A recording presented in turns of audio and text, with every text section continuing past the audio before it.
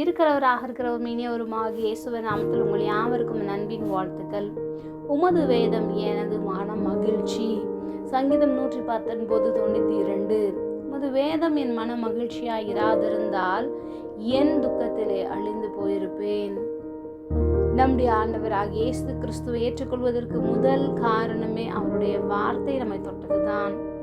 நம்முடைய கண்களுக்கு முன்பாக வந்த வாக்குத்தத்த வசனங்கள், கூடவே இருப்பேன் என்ற வார்த்தைகள், உன்னை பலப்படுத்துவேன், சுகமாக்குவேன், நீ ஆசீர்வாதமாய் இருப்பாய், நீ போகும் வழியில் எல்லாம் உன்னை காப்பேன் என்று உற்சாகப்படுத்துகின்ற வார்த்தைகளை கேட்கும் போதும் காணும் போதும் நம்முடைய சூழ்நிலைக்கு ஏற்ப அந்த வார்த்தைகளை பிடித்து கொண்டு நாம் தேவனிடத்தில் கிருபையை பெற்றுக்கொள்கிறோம்.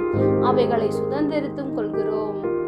பொய்யான வழியை, மாயையான வாழ்க்கையை, உண்மையில்லாத மனிதர்கள், உதவாத உறவுகள், நம்முடைய உற்சாகத்தை இழக்க செய்த பிரச்சனைகள், இவை யாவையும் தேவனுடைய வார்த்தைகள் தான் அடையாளம் கண்டு கொள்ளவும் பகுத்தறியவும் செய்தது.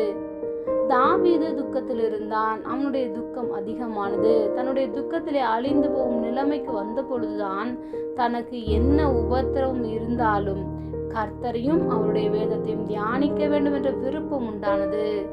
ஏனென்றால் கர்த்தருடைய வேதம் தாவீதுக்கு மன மகிழ்ச்சியாக இருந்தது. தேவனுடைய சமூகத்திற்கு அருகில் வருவதற்கு அவருடைய வார்த்தை உதவி செய்தது. ஒருவேளை இன்று நாமும் மிகுந்த துன்பத்தை அனுபவித்துக் கொண்டிருப்போமானால் தேவனுடைய வார்த்தைகளை வாசித்து நம்முடைய மனதை மகிழ்ச்சியாக்குவோம்.